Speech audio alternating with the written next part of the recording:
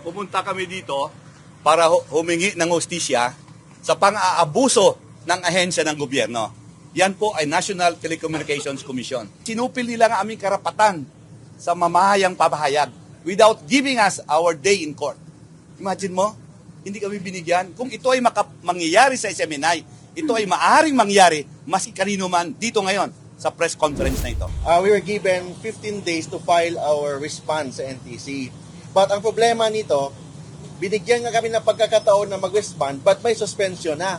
So in this case, that is a grave violation ng ating saligang batas, yung tinatawag na grave abuse of discretion amounting to lack or excess of jurisdiction. So wala silang jurisdiction na ginagawa nito, inabuso po nila yung kapangyarihan nila. Kain ng network ng Sortiorari at Mandamus na may kalakip na apila na magpalabas ang CA ng Temporary Restraining Order at Preliminary Injunction para sa pagpapatigil ng implementasyon ng suspension order. Gumagawa sila ng decision ng suspension na walang due process dahil lang sa recommendation ng House of Representatives na wala pa namang due process, hindi pa tayo pinagbigyan ng pagkakataon. Don't forget, ang NTC may tinatawag silang quasi-judicial function. Ang quasi-judicial function is part of the executive department. Yung pag-influensya ng House of Representatives to the NTC is in violation ng ating saligang batas, lalo na yung principle of separation of power. Ayon sa mga abogado, maling-mali ang ginawang pagtalima ng NTC sa resolusyon ng Kamara, kayong hindi nito mandato na sumunod sa dikta ng lehislatura.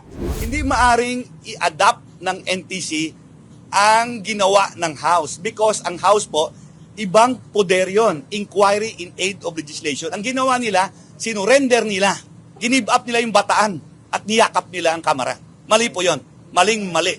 Nawalan sila ng independence. Dalawang programa lang sa SMNI ang nireklamo.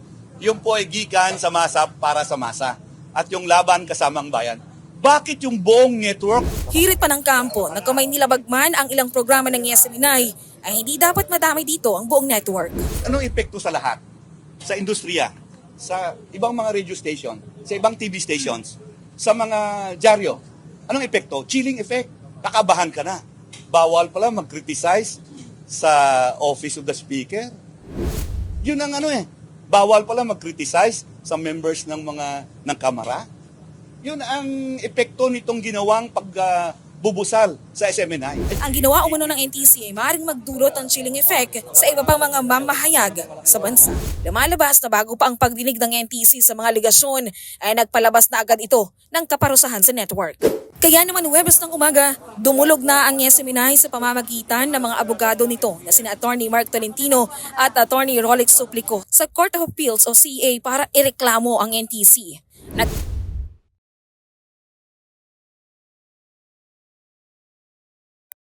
December 21 nang suspindihin ng National Telecommunications Commission o NTC ang operasyon ng Sunshine Media Network International o SMNI sa radyo at telebisyon.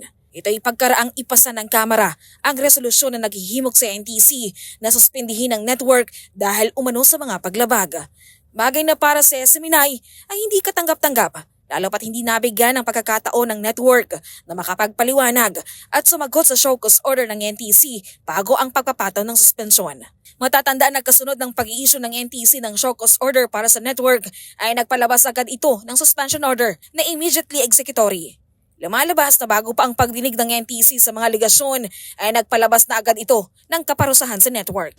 Kaya naman Huwebes ng umaga, dumulog na ang SMNI sa pamamagitan ng mga abogado nito na sina Attorney Mark Tolentino at Attorney Rolex Suplico sa Court of Appeals o CA para ireklamo ang NTC.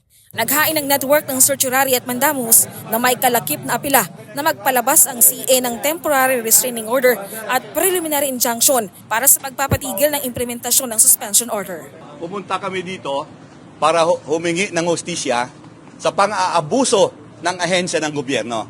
Yan po ay National Telecommunications Commission. Sinupil nila ang aming karapatan sa mamahayang pabahayag without giving us our day in court.